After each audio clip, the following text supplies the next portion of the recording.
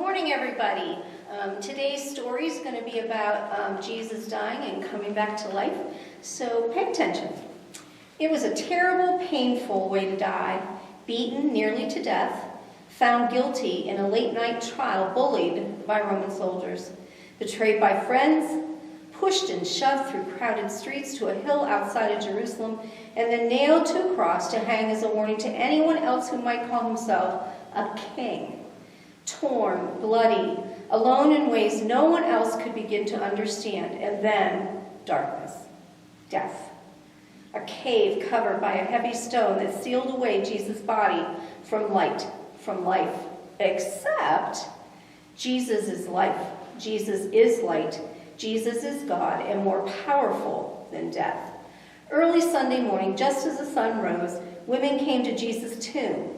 What they hoped to find, Jesus' body, was nowhere to be seen. Instead, an angel greeted them with news that flooded them with hope. Jesus had risen. He was alive, and the women had a message to carry first to Jesus' other followers, and then to an entire world. Jesus had come back to life, and we can live forever with him. From Matthew 27 and 28. So, forever is a really long time. A really, really long time. Longer even than a decillion years. That's a 1 followed by 33 zeros. Try writing that down somewhere, a 1 followed by 33 zeros. How big is a decillion? Well, if you had every penny ever made in the United States, you'd have about 300 billion pennies.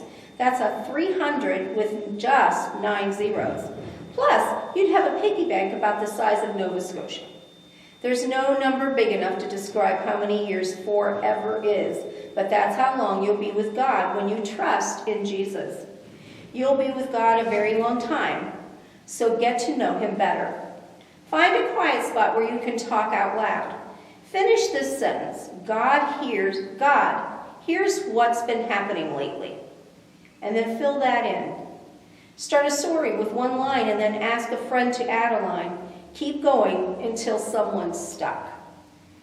Then the angel spoke to the women. Don't be afraid, he said. I know you are looking for Jesus who was crucified. He isn't here. He is risen from the dead, just as he said he would happen. Come, see where his body was lying. That's from Matthew 28, 5 and 6. When you love and follow Jesus, you don't have to hope you'll live forever with him. You can be sure. Your friend God has promised, and God always keeps his promises. So from the Bible, I have a couple things. First, people in Bible times, Pontius Pilate. Pontius Pilate was governor of Judea at the time Jesus was arrested.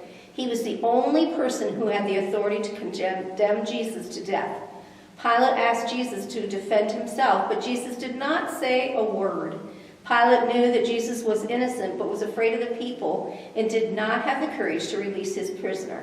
He allowed Jesus to be crucified and acted as though he had nothing to do with the decision. Jesus' tomb. The tombs of the wealthy were cut into rocky hillsides. A large, round stone rested in a stone track. The stone was rolled in front of the opening to seal it. Read Matthew 27, 57 through 61. This is the kind of tomb in which Jesus was buried.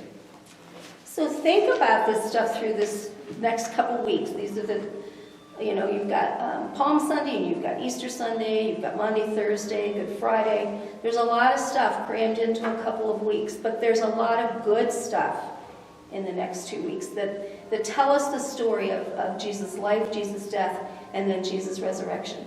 So stay tuned and keep reading. I'll see you real soon.